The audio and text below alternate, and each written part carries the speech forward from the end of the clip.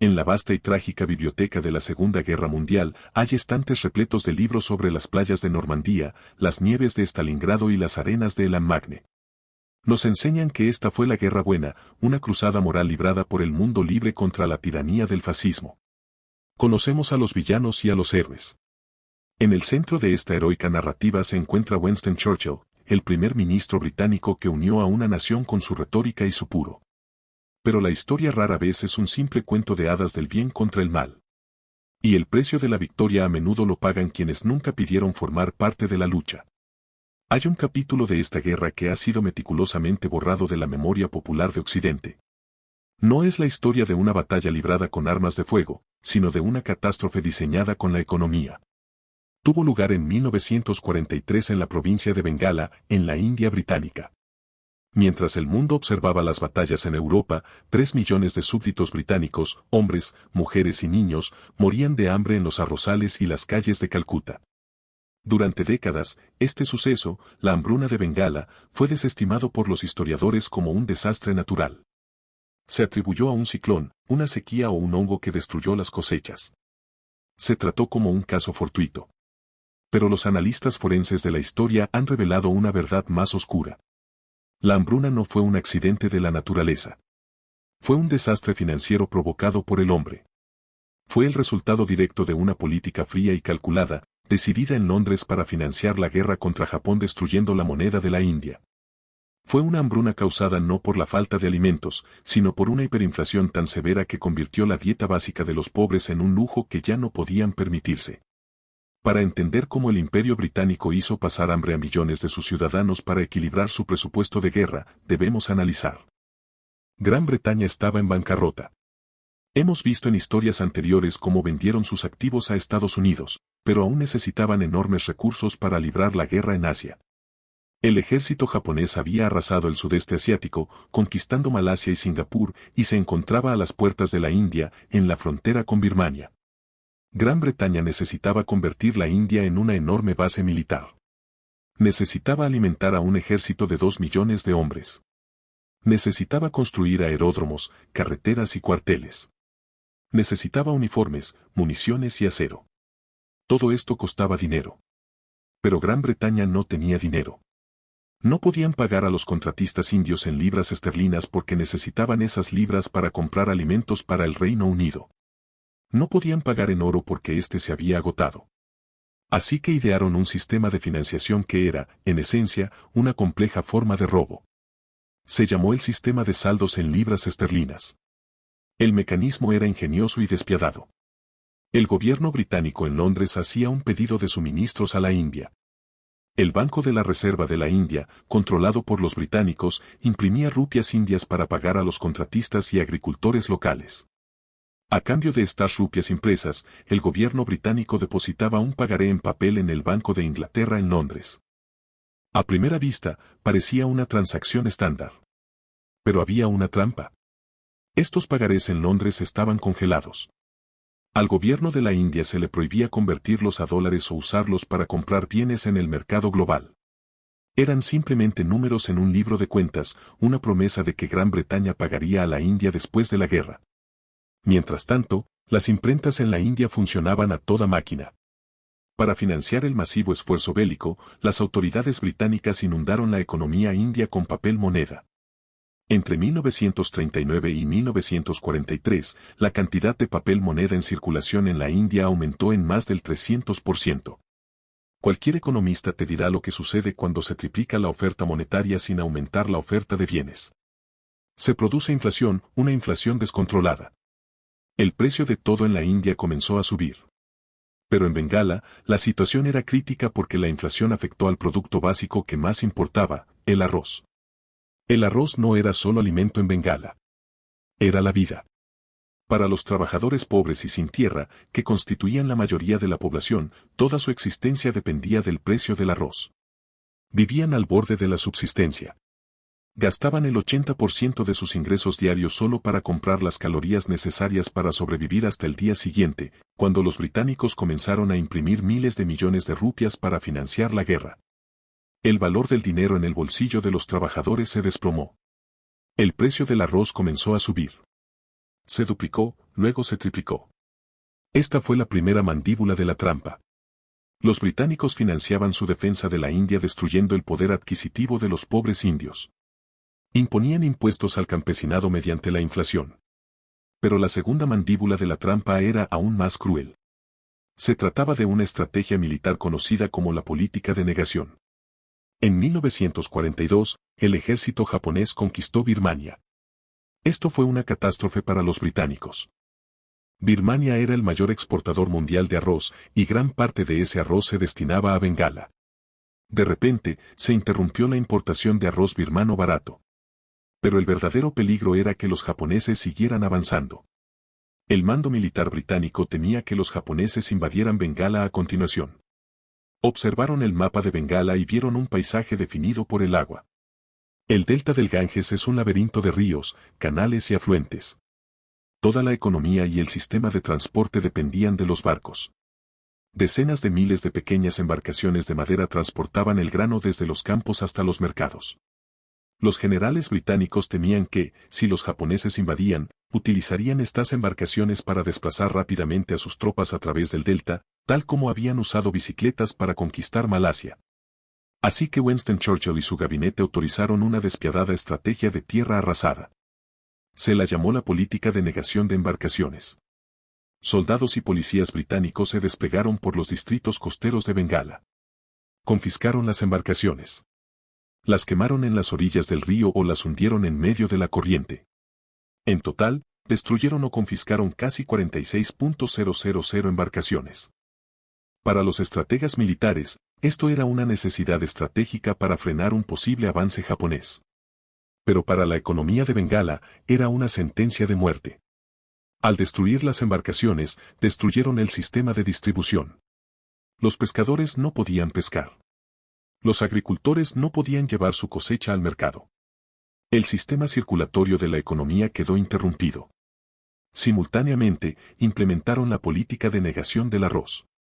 El gobierno temía que el ejército japonés, si invadía, se alimentara de la tierra apoderándose de las reservas locales de arroz. Por lo tanto, las autoridades británicas se trasladaron a los distritos rurales y confiscaron el excedente de arroz. Lo compraban a menudo a precios fijados por el gobierno, inferiores al valor de mercado, y lo trasladaban a enormes almacenes gubernamentales en Calcuta para alimentar a los soldados y a los trabajadores industriales considerados esenciales para el esfuerzo bélico. Despojaron al campo de sus reservas de alimentos. Destruyeron la red de transporte e inundaron el mercado con papel moneda sin valor. Era la receta perfecta para una hambruna. Y entonces la naturaleza desencadenó la crisis. El 16 de octubre de 1942, un enorme ciclón azotó la costa de Bengala Occidental. Mató a miles de personas y destruyó una parte significativa de la cosecha de arroz en los distritos costeros. En una economía normal, esto habría sido una tragedia, pero no un genocidio. Un gobierno responsable habría importado alimentos de otras regiones. Habrían utilizado el ferrocarril para transportar el grano desde la zona triguera del Punjab hasta la zona arrocera de Bengala. Habrían controlado los precios. Pero la administración británica en la India estaba paralizada por sus propias prioridades bélicas. Los ferrocarriles estaban completamente llenos, transportando tropas y municiones al frente para combatir a los japoneses. No había espacio en los trenes para comida para la población civil. La prioridad era la guerra, no la gente. Al comenzar 1943, el precio del arroz comenzó a descontrolarse. En enero, un paquete de arroz, de aproximadamente 82 rupias, costaba unas 10 rupias. En mayo, costaba 30 rupias. En agosto, alcanzaba las 80 rupias. Para los oficiales británicos y los ricos comerciantes indios, esta inflación era una molestia. Tenían que pagar más por su almuerzo. Pero para el trabajador agrícola, que ganaba solo unas pocas rupias a la semana, era matemáticamente imposible. Este es el punto crucial que define la hambruna de Bengala. De hecho, había suficiente arroz en Bengala para alimentar a la población. La cosecha había sido escasa, pero no nula. Había comida en los almacenes. Había comida en las reservas privadas de los comerciantes. La gente no moría por falta de comida. Moría porque no podía comprarla. Era una hambruna de derechos. El mecanismo del mercado había fallado. La inflación, creada por la política británica de financiación de la guerra, había dejado a 3 millones de personas sin recursos. A medida que subían los precios, cundía el pánico. Esta es la psicología de la hiperinflación. Cuando la gente se dio cuenta de que el dinero estaba perdiendo su valor, dejó de vender. Los agricultores y los comerciantes de grano vieron las rupias en papel que el gobierno imprimía y no las quisieron. Sabían que el papel valdría menos la semana siguiente. Así que acapararon el arroz. Lo guardaron en sus graneros y almacenes esperando a que el precio subiera aún más. El grano desapareció de los mercados. Los estantes se vaciaron. Comenzó la compra por pánico. El gobierno provincial de Bengala era incompetente y corrupto. Intentaron imponer controles de precios, pero no tenían forma de hacerlos cumplir. Cuando el gobierno dijo que el arroz solo podía venderse a un precio bajo, los comerciantes simplemente dejaron de vender por completo. El mercado negro explotó. Para el verano de 1943, el campo comenzó a vaciarse. Los aldeanos, tras consumir sus semillas, vender sus joyas y ollas, y comer las hojas de los árboles, comenzaron a caminar. Caminaron hacia la ciudad. Caminaron hacia Calcuta. Creían que el rey emperador no los dejaría a Arbe. Creían que en la gran segunda ciudad del imperio habría comida. Estaban equivocados. Las escenas que se desarrollaron en Calcuta eran dignas del infierno de Dante.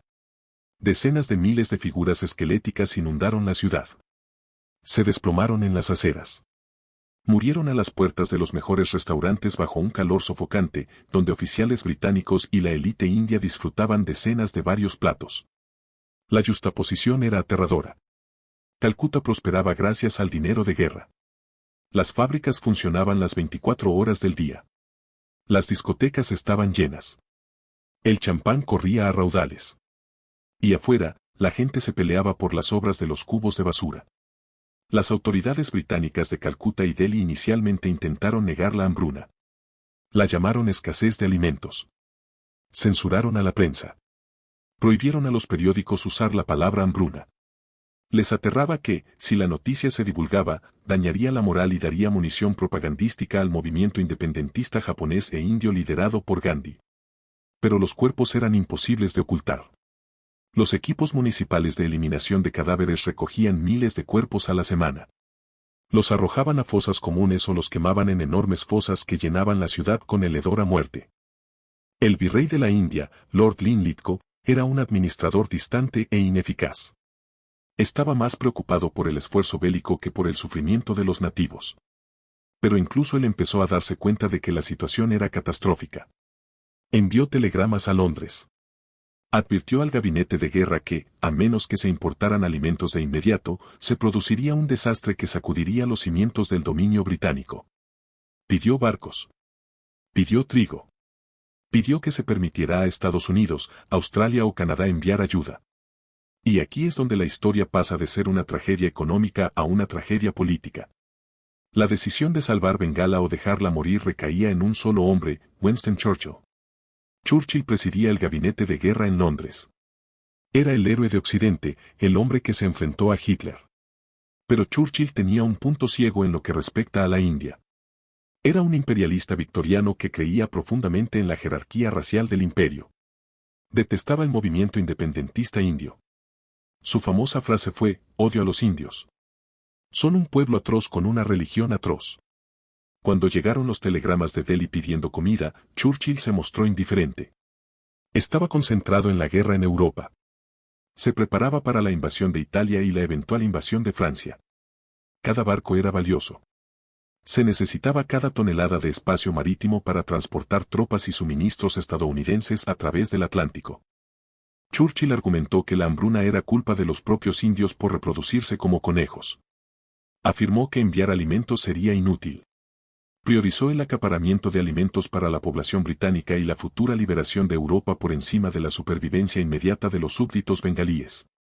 Las reuniones del gabinete de guerra sobre Bengala son escalofriantes. Cuando se le presentó el número de muertos, Churchill preguntó por qué, si la hambruna era tan grave, Gandhi aún no había muerto. El gobierno británico tenía los barcos, tenía el trigo. Australia tenía un excedente masivo de trigo y barcos listos para zarpar. Les habría llevado solo unas semanas llegar a Calcuta, pero Londres rechazó la oferta. Alegaron la escasez de transporte marítimo, pero al mismo tiempo, barcos cargados de trigo australiano pasaban junto a la India rumbo a Oriente Medio para acumular reservas para las reservas del ejército británico, que no eran urgentemente necesarias. La denegación de transporte fue una decisión deliberada. Fue un cálculo. Las vidas del campesinado bengalí se valoraban en cero en la gran ecuación de la guerra. Eran bienes prescindibles. La hambruna continuaba. La estructura de la sociedad rural en Bengala se derrumbó. Las familias se desintegraron. Los padres vendían a sus hijos por un puñado de arroz con la esperanza de que el comprador los alimentara. Los maridos abandonaban a sus esposas. El tabú social se desmoronó. La gente comía cosas que no eran comida. Y mientras tanto, las imprentas del Banco de la Reserva de la India seguían girando, produciendo el papel moneda que impulsaba la maquinaria bélica y alimentaba la inflación, el verdadero motor del genocidio. La hambruna de Bengala fue la máxima manifestación de la maldición imperial de los recursos. India estaba poseída por una potencia que la usaba como herramienta. Cuando la herramienta necesitaba mantenimiento, su dueño decidía que era demasiado cara. A finales de 1943, la cifra de muertos ascendía a los 3 millones. Las calles de Calcuta se limpiaron de los esqueletos vivientes que fueron trasladados en camiones a campamentos de indigentes en las afueras para morir fuera de la vista de la clase dominante. La historia de la primera mitad de la hambruna es la historia de la configuración. Es la historia de cómo una economía frágil fue utilizada como arma para la guerra, cómo se destruyó una moneda para pagar las balas y cómo un gobierno decidió que la mejor manera de defender una provincia era destruirla. La capacidad de la India para alimentarse. Pero la historia no termina en 1943. La segunda mitad de esta tragedia revela el encubrimiento, la respuesta final y el amargo legado que impulsaría el impulso final hacia la independencia de la India. El Imperio Británico ganó la guerra contra Japón, pero en los arrozales de Bengala, perdió su derecho moral a gobernar. Los fantasmas de la hambruna perseguirían al Raj hasta sus últimos días. En octubre de 1943, el gobierno británico finalmente realizó un cambio de liderazgo que marcaría el punto de inflexión de la tragedia de Bengala. El Very Lord Linlithgow, el hombre que había presidido el descenso a los infiernos, se retiró. Abandonó la India sin haber visitado jamás los distritos de Bengala asolados por la hambruna. Fue reemplazado por el mariscal de campo Archibald Wavell. Wavell era un soldado, no un político de carrera. Era un hombre de acción que había comandado ejércitos en Oriente Medio y el norte de África. Al llegar a la India, hizo algo que la administración anterior había considerado indigno. Se subió a un avión y voló directamente a Calcuta. Caminó por las calles. Pasó por encima de los cadáveres. Vio a las madres moribundas intentando amamantar a sus bebés. Vio la magnitud del colapso administrativo. Wavell quedó horrorizado. Inmediatamente envió un telegrama fulminante a Londres. Escribió que la hambruna era uno de los mayores desastres que ha sufrido cualquier pueblo bajo el dominio británico. Advirtió a Churchill que la reputación del Imperio Británico estaba siendo destruida en los arrozales de Bengala. Wavell no esperó permiso para actuar.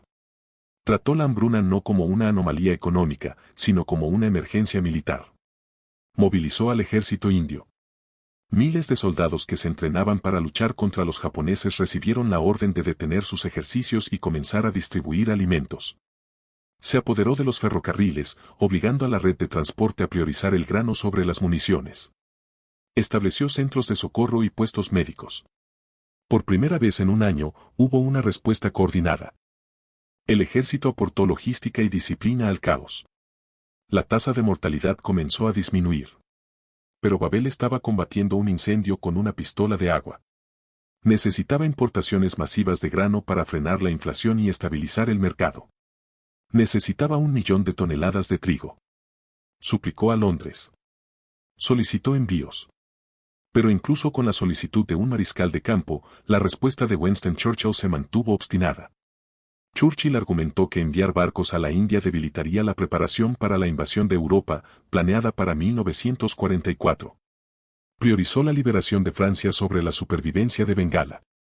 En un memorando secreto, Churchill incluso sugirió que si había escasez de alimentos en el imperio, el pueblo británico debía ser alimentado primero, el ejército en segundo lugar y los súbditos coloniales en último lugar.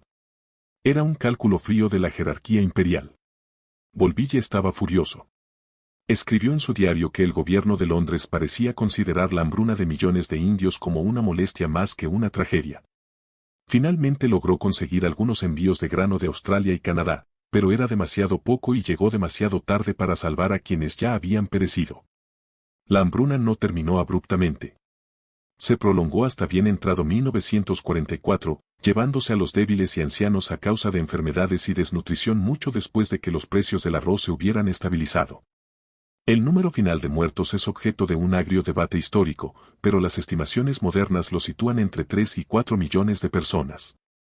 Para poner esa cifra en perspectiva, es 6 veces el número total de bajas sufridas por las fuerzas del Imperio Británico y la Commonwealth durante toda la Segunda Guerra Mundial.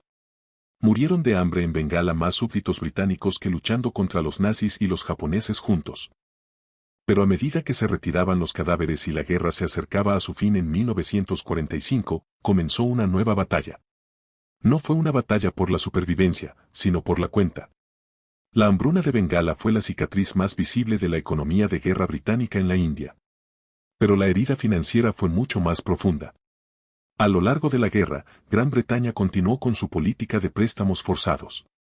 Extrajeron bienes y servicios de la India a una escala colosal, pagándolos con esas IU congeladas depositadas en el Banco de Inglaterra, conocidas como los saldos en libras esterlinas. Al final de la guerra, Gran Bretaña debía a la India una suma asombrosa. La deuda ascendía a aproximadamente 1.300 millones de libras esterlinas. En el dinero de hoy, eso equivaldría a decenas de miles de millones de dólares. Esta deuda creó una extraña inversión de la relación colonial. Durante 2 siglos, India había sido una nación deudora que pagaba tributo a Gran Bretaña. Ahora Gran Bretaña era la deudora y la India la acreedora. La colonia era, en efecto, la dueña de la metrópoli. Al terminar la guerra, la economía británica quedó destrozada. Estaban en bancarrota. Le debían dinero a Estados Unidos. Le debían dinero a los dominios. Y le debían esta enorme fortuna a la India. Los funcionarios del Tesoro británico analizaron la deuda con la India y entraron en pánico. Se dieron cuenta de que si la pagaban en su totalidad, aplastaría la recuperación británica de la posguerra. Significaría transferir riqueza real de Gran Bretaña a la India durante décadas. Por lo tanto, el gobierno británico intentó declarar la suspensión de pagos. En las negociaciones posteriores, los intelectuales y economistas belicistas de Londres, incluido John Maynard Keynes, argumentaron que la deuda debía cancelarse o, al menos, reducirse drásticamente. Su argumento era que la India se había salvado de los japoneses gracias al esfuerzo bélico británico. Por lo tanto, la India debía pagar su propia defensa. Argumentaban que los bienes que Gran Bretaña había comprado a la India se habían utilizado para defenderla, por lo que Gran Bretaña no debería tener que pagarlos. Los nacionalistas indios, que ahora estaban a punto de lograr la independencia, estaban indignados. Argumentaban que la guerra les había sido impuesta. No habían elegido luchar contra Hitler ni contra Toho. El virrey había declarado la guerra en nombre de la India sin consultar a ningún líder indio. Argumentaron que la hambruna era el resultado directo de esta contribución forzosa. 3 millones de personas habían muerto para pagar esa deuda. Cancelarla ahora sería un acto supremo de robo. Las negociaciones sobre los saldos en libras esterlinas fueron amargas y prolongadas. Los británicos intentaron todos los trucos posibles. Devaluaron la moneda. Bloquearon el acceso a las cuentas. Intentaron vincular el reembolso a la compra de material militar británico, obligando así a India a devolver el dinero a Gran Bretaña. Al final, Gran Bretaña no pudo incumplir completamente sus obligaciones porque necesitaba que India permaneciera en la Commonwealth y en la zona de la libra esterlina para apuntalar la libra. Acordaron un plan de reembolso lento que duró años, pero el valor de la deuda se vio erosionado por la inflación y la devaluación. India nunca recibió el valor real total de los recursos que había extraído durante la guerra. La sangre de Bengala había subsidiado la victoria de los aliados, y el cheque que recibieron a cambio se emitió en una moneda depreciada. Las consecuencias políticas de la hambruna y la explotación financiera fueron fatales para el Raj británico. Antes de 1943, algunos sectores de la población india aún creían que el gobierno británico, si bien opresivo, traía estabilidad y competencia. La hambruna destruyó esa ilusión para siempre. Demostró que la administración británica no solo era explotadora, sino también incompetente. Demostró que, en una crisis, el imperio dejaría morir a los indios para salvar a los británicos. La legitimidad moral del Raj se desvaneció. La hambruna impulsó el movimiento para abandonar la India. Dio una urgencia terrible a la demanda de independencia. También impulsó el ascenso del Ejército Nacional Indio, liderado por Chandra Bose de Sububa, quien se había aliado con los japoneses. Bose argumentó que la hambruna demostraba que los británicos eran el verdadero enemigo y que cualquier medio estaba justificado para expulsarlos. Si bien Bose fue derrotado militarmente, su mensaje resonó en una población que había visto a sus familias morir de hambre mientras los soldados británicos comían bien. Además, la devastación económica de Bengala sembró las semillas de la partición de la India. Bengala siempre había sido una provincia con una mezcla religiosa, con un delicado equilibrio entre hindúes y musulmanes. La hambruna destrozó el tejido social. La competencia por los escasos recursos, el desmoronamiento de la sociedad rural y la migración a las ciudades exacerbaron las tensiones comunitarias. Cuando los británicos finalmente se marcharon en 1947, dejaron atrás una provincia traumatizada y económicamente destrozada.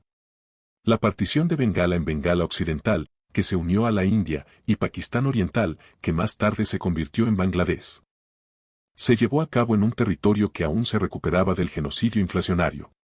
La tragedia de 1943 no fue un acontecimiento aislado. Fue la culminación de 200 años de economía imperial. Demostró la falla fundamental del modelo colonial. Un imperio está diseñado para extraer riqueza de la periferia hacia el centro. En tiempos normales, esta extracción se gestiona para mantener viva a la periferia. Pero en una crisis como una guerra total, el centro canibalizará a la periferia para salvarse. Winston Churchill es justamente celebrado por salvar al mundo occidental del fascismo. Sus discursos, su determinación y su liderazgo fueron indispensables. Pero la historia del siglo XX está incompleta sin la otra cara de la moneda. El precio de su victoria se pagó no solo en Londres y Normandía, sino también en los pueblos de Bengala. La política de negación, la impresión de rupias, la negativa a los envíos.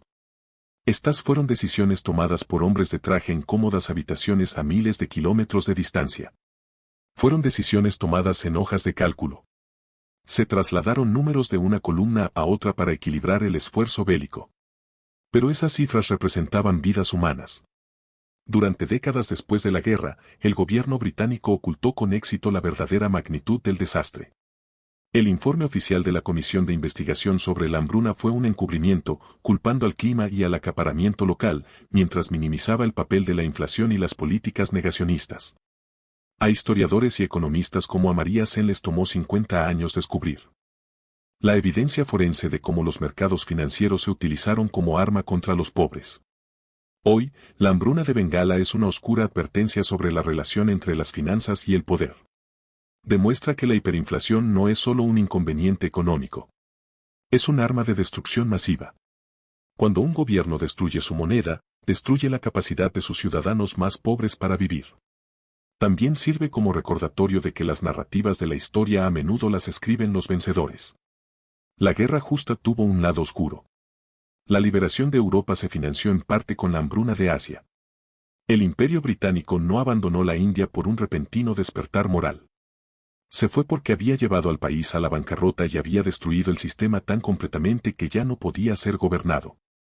El legado de los balances de la libra esterlina y la hambruna está grabado en el ADN económico del sur de Asia. Creó un profundo escepticismo hacia los sistemas financieros globales y un afán por la seguridad alimentaria que define la política india hasta el día de hoy. India se obsesionó con no volver a depender nunca más de alimentos ni de amos extranjeros. La historia de la hambruna de Bengala es la historia de la última y brutal transacción del Imperio Británico. Utilizaron su autoridad moral para comprar una victoria militar. Ganaron la guerra, pero en el silencio de las aldeas hambrientas, perdieron su alma.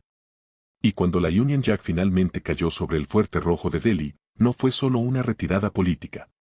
Fue la liquidación por quiebra de una empresa que había gastado hasta su último céntimo moral.